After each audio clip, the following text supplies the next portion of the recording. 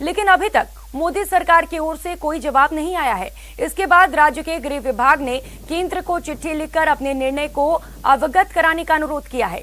राज्य सरकार का कहना है कि अगर केंद्र सरकार का कोई जवाब नहीं आया तो हम केंद्र को रिमाइंडर लेटर भेजेंगे।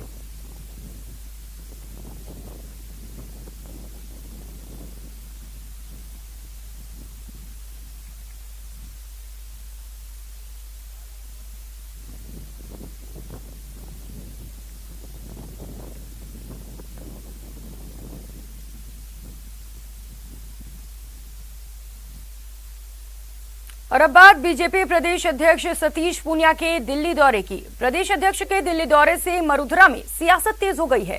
कांग्रेस ने बीजेपी पर रिश्वत कांड में फंसे आरएसएस प्रचारक को बचाने के लिए दिल्ली में डेरा डालने का आरोप लगाया है। वहीं बीजेपी ने भी कांग्रेस पर पलटवार किया है।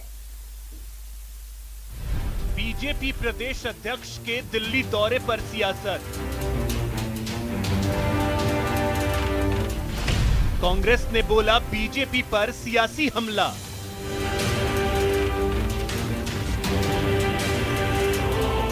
पीवीजी रिश्वत कांड मामले में बयानबाजी तेज।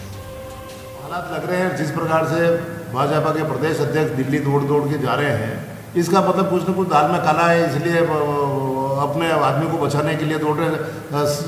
आरएसएस तो बिल्कुल पाक और साफ बन के निकले। उनके आरएसएस के कार्यकर्ता के खिलाफ मुकदमा क्यों दर्ज हो गया? अपराध करेंगे तो लिप्त होंगे। पुलिस जांच से क्यों डर रहे इतने? सुना आपने गहलोत सरकार के सहकारिता मंत्री बीजेपी प्रदेश अध्यक्ष सतीश पूनिया के दिल्ली दौरे के क्या मायने निकाल रहे हैं। पूनिया पिछले 4 दिनों से दिल्ली में डेरा डाले बैठे हैं और इधर मरुधरा में सियासी बवाल मच गया है। कांग्रेस नेताओं का मानना है कि सतीश पूनिया पीवीजी कंपनी रिश्वत कांड में फंसे आरएसएस के क्षेत्रीय प्रचारक निम्बा राम को बचाने के लिए बार बार दिल्ली का चक्कर काट रहे हैं। से नहीं डरना चाहिए और केवल दिल्ली इसी प्रकरण के लिए प्रदेश अध्यक्ष जी गए हैं। भारतीय जनता पार्टी के बाकी जाने का कोई कारण इस समय नहीं था। तो दिल्ली वालों से गुहार कर रहे हैं कि हमें बचाने का प्रयास करो। तो जब आप तो बदले की भावना से महेश जोशी के खिलाफ मुकदमा दर्ज करा सकते हैं और या भ्रष्टाचार में लिप्त व्यक्ति के खिलाफ रूटीन में नाम आ जाए तो आरोप लगाते हैं अशोक गहलोत पर।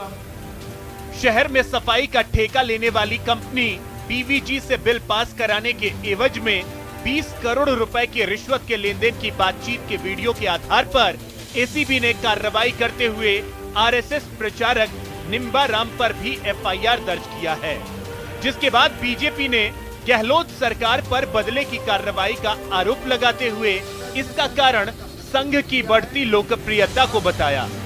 हालात ये हैं कि विभिन्न मुद्दों पर आपस में बटे रहने वाले प्रदेश बीजेपी नेता संघ प्रचारक निम्बा राम के मुद्दे पर एकजुट नजर आ रहे हैं।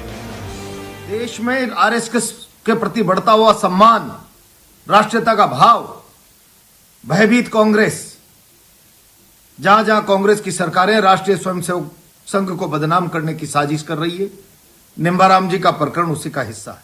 कांग्रेस के नेता कि सतीश जी पूनिया दिल्ली में पड़े हुए हैं निम्बा राम जी को। निम्बा राम जी तो नेक ईमानदार आदमी है, लेकिन आपकी नीयत है आपकी जेब पिटाने के लिए, आकाओं को खुश करने के लिए आप राष्ट्रीय संघ को बदनाम करने का षड्यंत्र कर रहे हैं। आपने पहले भी किया था 3 बार, लेकिन आप सफल नहीं हुए। बीजेपी प्रदेश अध्यक्ष सतीश पूनिया के दिल्ली दौरे को कांग्रेस ने रिश्वत कांड के आरोपी आरएसएस प्रचारक निम्बा राम को बचाने की मुहिम करार दिया है। वहीं दूसरी ओर एसीबी निम्बा राम को पूछताछ के लिए बुलाने की तैयारी में है और प्रदेश बीजेपी पूरी ताकत के साथ आरएसएस प्रचारक के बचाव में खड़ी है। पूरी पार्टी निम्बा राम प्रकरण पर एकजुट नजर आ रही है और इसका फायदा बीजेपी को जरूर मिलेगा। देखना है एकजुट होकर बीजेपी किस तरह से निम्बा राम को बचाने के लिए सड़कों पर उतरती है।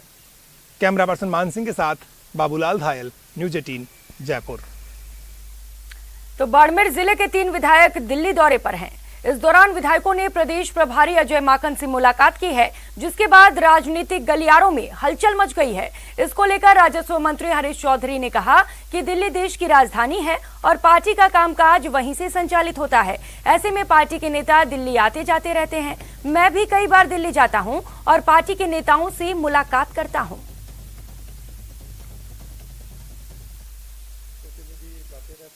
देश की राजधानी है, तो वहाँ हर जनप्रतिनिधि अपने प्रदेश की राजधानी और देश की राजनीति में निरंतर आना जाना लगा रहता है, क्योंकि हमारे संगठन की जो संरचना होती है वो राष्ट्रीय स्तर के जो संगठन के पदाधिकारी होते हैं वो राजधानी में रहते हैं, प्रदेश के जो संगठन के अंदर होते हैं वो प्रदेश की राजधानी में रहते हैं।